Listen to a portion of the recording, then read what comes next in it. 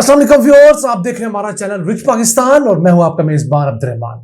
आइए डिस्कस करते हैं आज की दो अहम खबरें। पाकिस्तान और चाइना के दरमियान रेलवे ML1 मंसूबे के लिए होने वाले नए एग्रीमेंट के बाद अब इस मंसूबे पर फिजिकल वर्क स्टार्ट करने की तारीख का ऐलान किया गया है। अगले साल जून 2024 में इस ML1 मंसूबे पर बाकायदा काम का आगाज होगा और 4 मुख्तलिफ फेजेस के अंदर इसको कंप्लीट किया जाएगा। इस प्रोजेक्ट की मजीद क्या तफसीलात हैं आपके साथ शेयर करेंगे और कब तक ये मुकम्मल होने की तवक्को है आपको बताएंगे। जबकि आज की दूसरी खबर, पाकिस्तान में मुख्तलिफ मेडिकल डिवाइसेस बनाने के लिए एक फाउंडेशन बनी थी जिसने पाकिस्तान में वेंटिलेटर्स, दिल में डलने वाले cardiac stents, ICU monitors, dialysis मशीनें बनाई थी।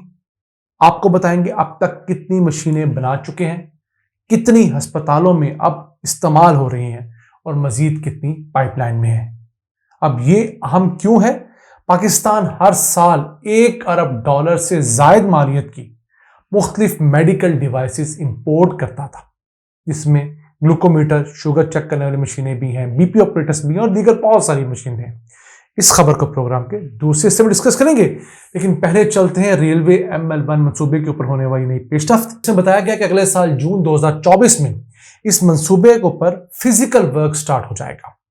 एग्रीमेंट तो गुज़िश्ता माह अक्टूबर 2023 में हो गया, जिसके तहत इसकी लागत में $3 अरब की कमी की गई है। जो मंसूबा $9 अरब 85 करोड़ का हो चुका था, उसे कम करके $6 अरब 67 करोड़ किया गया है। इसमें कुछ कॉम्प्रोमाइज जरूर किए गए हैं कि पहले जो रफ्तार ट्रेन की होनी थी वो 160 किलोमीटर होनी थी, अब वो रफ्तार घटाकर 120 किलोमीटर की गई है। और सबसे बड़ी वजह यह है कि पहले जो फेंस लगनी थी, यानी कि बाड़ जो लगनी थी, वो ट्रैक के दोनों जानिब लगनी थी। ये डुअल ट्रैक होना था, एक आने के लिए जाने के लिए। तो दोनों ट्रैक के दोनों साइड्स के ऊपर, राइट साइड और लेफ्ट साइड दोनों पर डुअल एक फेंस चलनी थी।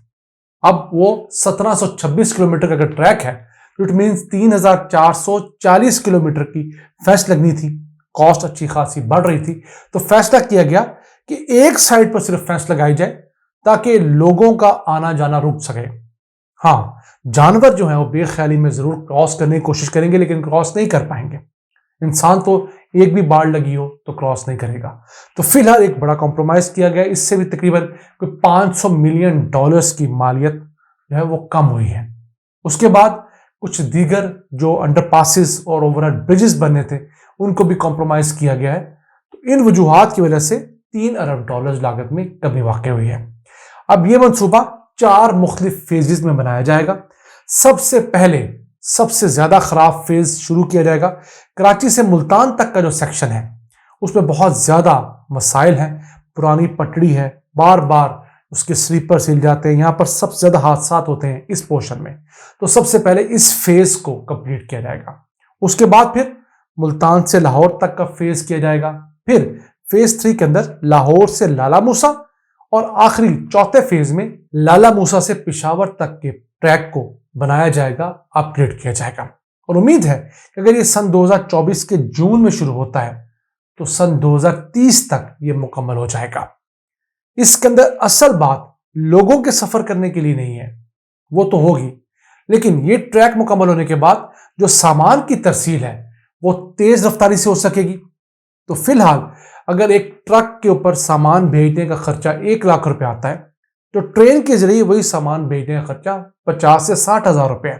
प्रॉब्लम यह है कि ट्रेन बर वक्त पहुंचती नहीं है, मसाइल बहुत हैं। ट्रेन की जो फ्रेट ट्रेन होती है उसकी स्पीड बहुत कम होती है, टाइम ज़्यादा लेती है।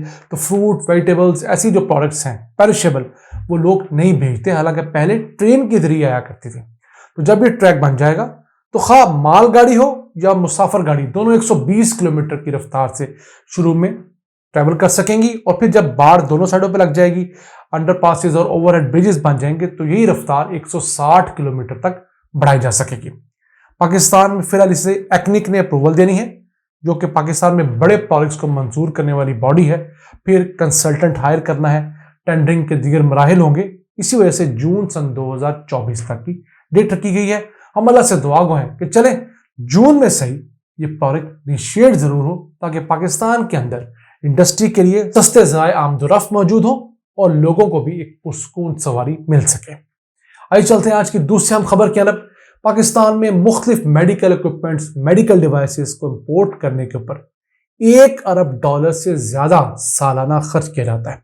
हाँ, वो बीपी ऑपरेटर्स हों, ग्लूकोमीटर हों, वो दिल में डालने वाले स्टेंट्स हों, वो हमारे मॉनिटर्स हों जो कि मुख्तलिफ मेडिकल के शोबे में इस्तेमाल होते हैं, डायलिसिस मशीनें हों, वेंटिलेटर्स हों, यू नेम इट।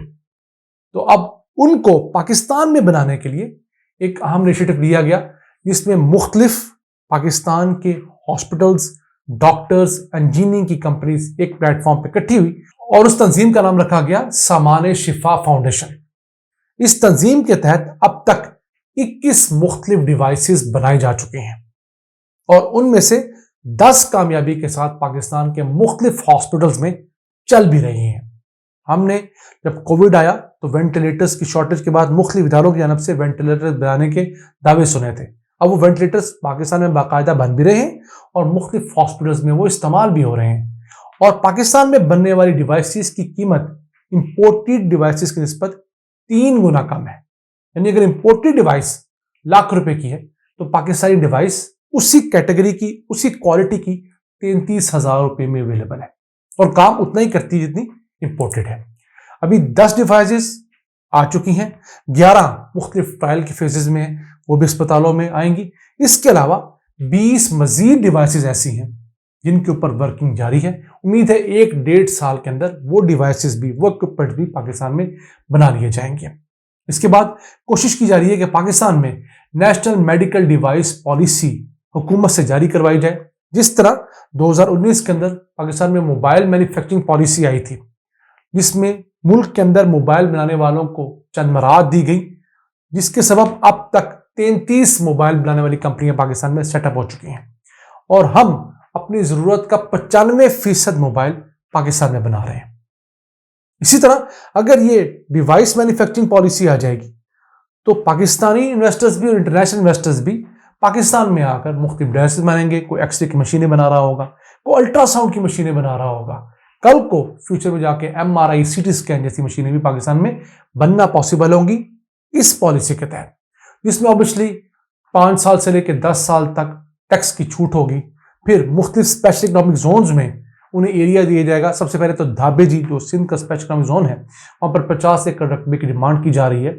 इसी तरह फैसलाबाद के करीब अलामा इकबाल इंडस्ट्रियल सिटी में भी 200 एकड़ के ऊपर इस तरह के मेडिकल डिवाइसेस बनाने वाली कंपनियों को जगह देने की बात की गई है। तो उससे चाइना से बड़ी तादाद में मेडिकल डिवाइसेस मैन्युफैक्चरर्स पाकिस्तान आ सकते हैं। फिर एक बात और की जा रही है कि मेडिकल डिवाइसेस के अंदर जो मशीनरी इस्तेमाल होती है और रॉ मटेरियल, इनको कुछ अरसे के लिए टैक्स फ्री करा दिया जाए ताकि जो प्लास्टिक दाना स्पेशल इंपोर्ट करते हैं या मुख्तलिफ ICUs हैं, दीगर चीज़ें इंपोर्ट करते हैं, वो अगर इंपोर्ट स्टेट पर सस्ती इनको मिलेंगी तो इनकी डिवाइस सस्ती बनेगी, वो पाकिस्तान की ज़रूरत भी पूरी करेगी और फ्यूचर में यहाँ से सेंट्रल एशिया और अफ्रीका में बड़ी मिकदार के अंदर पाकिस्तानी मेड डिवाइसेस जा पाएंगी। और हम कोशिश करेंगे कि सामान शिफा फाउंडेशन के जो बड़े हैं, सरप्रस्त हैं, उनसे इंटरव्यू अरेंज करें और आपको बताएं कि इदारा किस तरह पाकिस्तान के मेडिकल डिवाइसेस के सिनेरियो में अहम किरदार अदा कर रहा है। आज के लिए इतना ही। अपने मेजबान अब्दुल रहमान को इजाजत दीजिए। अल्लाह निगहबान।